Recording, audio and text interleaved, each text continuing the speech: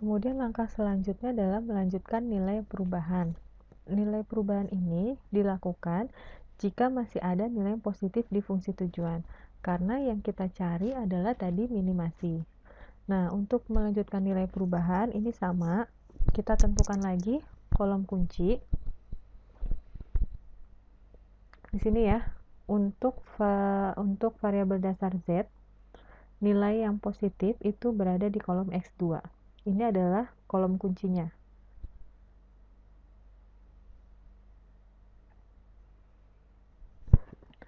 Kemudian setelah didapat kolom kunci, maka kita mencari baris kunci. Nah, baris kunci ini sama kolom NK dibagi dengan kolom kunci, berarti 7M plus 28 dibagi 1 plus 3M dibagi 2, 20 bagi 4, 7 bagi 3 per 2, 4 dibagi 1 per 2. Ini adalah baris kuncinya. Baris kunci tadi adalah dicari dengan indeks terkecil. Ini baris kuncinya, kemudian ini kolom kuncinya, maka kita dapat adalah angka kuncinya 3 per 2. Kemudian dari baris kunci, kita bisa dapat nilai baris baru kunci, yaitu tadi baris kuncinya ada di R1, nilainya adalah 0, 3, 2, 0, 1, 7 per 8, min 7 per 8, 7. Maka ini adalah nilai lama dari baris kunci. Kemudian kita bagi dengan angka kuncinya yaitu 3 per 2, maka didapat hasilnya adalah ini. Hasil ini kita ubah atau kita masukkan ke dalam tabel. Nah, tabel ini untuk variabel dasarnya tadi adalah R1, maka kita ubah menjadi X2 karena kolom kuncinya adalah di kolom X2, maka variabel R1 nya kita ubah menjadi X2. Dan 0, 1, 0, 2 per 3, 7 per 12, min 7 per 12, 14 per 3, ini adalah sudah nilai baris baru kunci. Nah, ini kita lanjutkan lagi untuk perhitungan nilai baris baru kunci Z, S1, dan X1. Rumusnya sama, baris lama dikurangi koefisien dikali nilai baris baru kunci. Koefisiennya kita lihat dari kolom. Ini adalah nilai koefisien untuk variabel dasar Z, koefisien untuk S1, koefisien untuk X1. Kemudian ini adalah nilai di baris lama dikurangi koefisien dikali nilai baris baru, maka didapat nilai Z adalah 0, 0, 0, min 1 per 3, min M, min 7 per 6, 7 per 6 min M, dan 7 per 3. Maka nilai baris baru ini akan dimasukkan ke dalam tabel variabel dasar Z. Kemudian kita hitung lagi untuk variabel S1 dan X1. Ini sama, ini dari baris lama dikurangi koefisien dikalikan dengan baris baru. Hasilnya adalah ini. Untuk X1 pun sama, ini baris lama dikurangi koefisien dikalikan baris baru, hasilnya ini. Jadi masing-masing nilai baris kunci Z, S1 dan X1 ini dimasukkan ke dalam tabel. Ini sudah dimasukkan.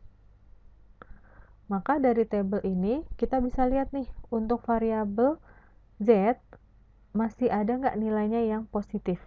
Ternyata sudah tidak ada yang positif. Maka fungsi tujuan sudah tidak ada lagi yang bernilai positif, maka ini sudah bisa optimal untuk mencari minimasi. Kita bisa lihat di sini. Untuk solusi Z-nya nilainya 7 per 3, untuk X1 5 per 3, X2-nya 14 per 3, S1-nya 4 per 3.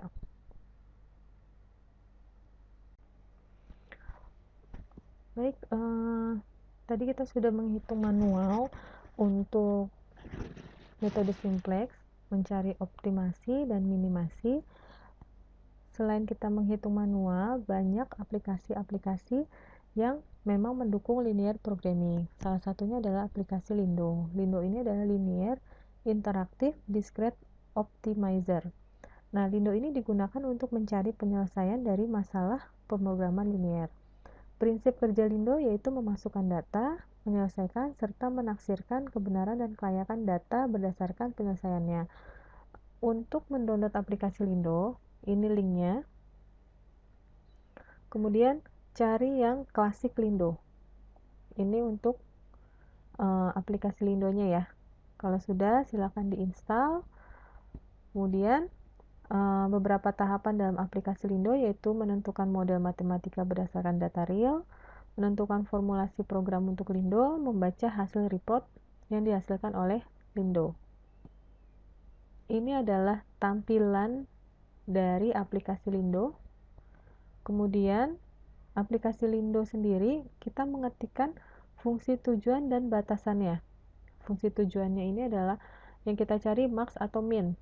Di sini adalah contohnya max, maka kita ketikkan max. Sedangkan st ini adalah subject to, ini biasanya untuk menuliskan atau perintah fungsi batasan atau kendala, dan diakhiri dengan n.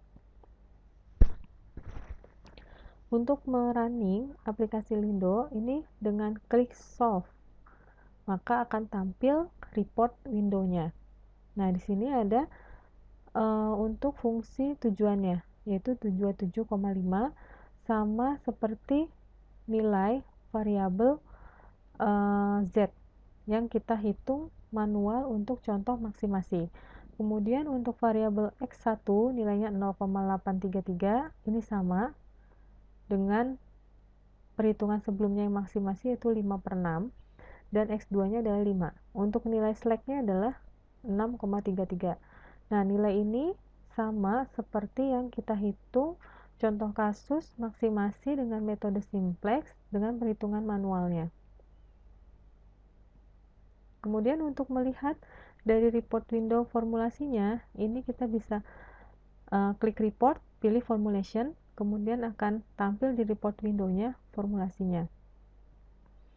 Kemudian untuk menghasilkan table seperti ini, seperti yang kita hitung manualnya, itu cara dengan klik report, pilih table all.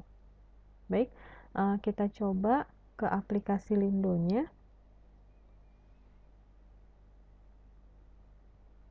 Ini adalah tampilan lembar kerja aplikasi Lindo. Kemudian kita coba masukkan dari contoh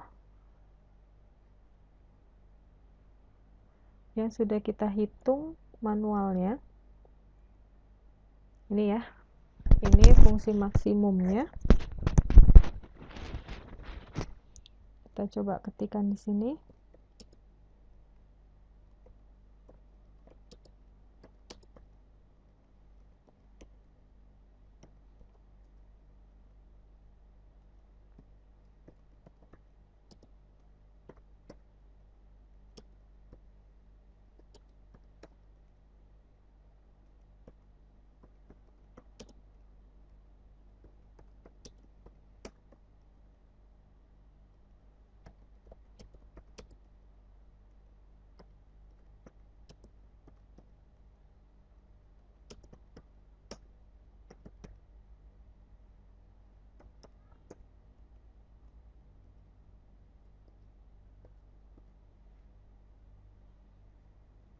Oke, ini sudah kita ketikkan formulasinya, kemudian kita klik solve, terus pilih solve,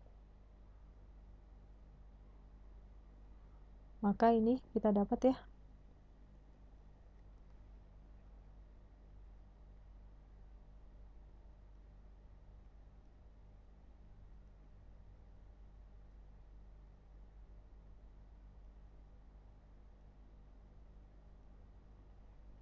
Ini ya.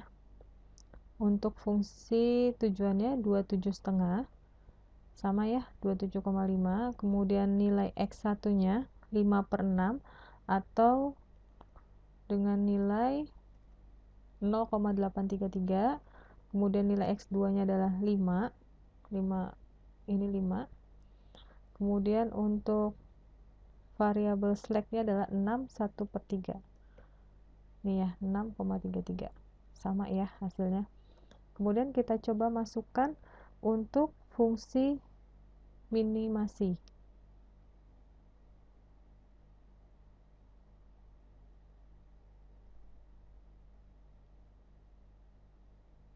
Oke, ini fungsi minimasi.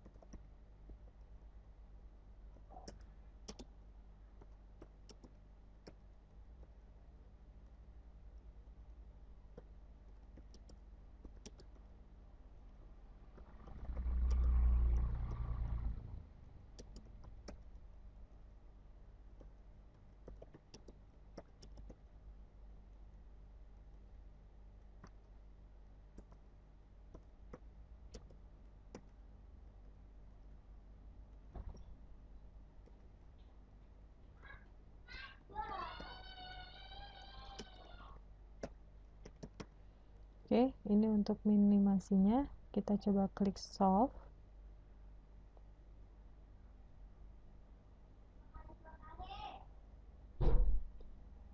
Oke, kita lihat hasil manualnya.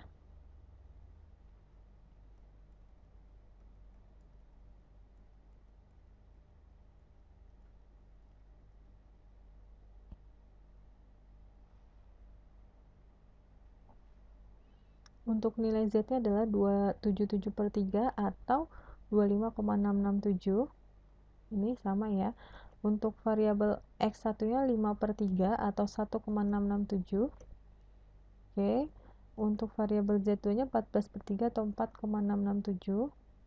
Sama. Dan untuk nilai S1-nya 4/3 atau 1,33. Nah, oke. Ini sudah sama ya semuanya. Jadi kita bisa menghitung secara manual untuk metode simplex, dan kita juga bisa menghitung fungsi tujuan minimasi atau maksimum dengan menggunakan aplikasi Lindo.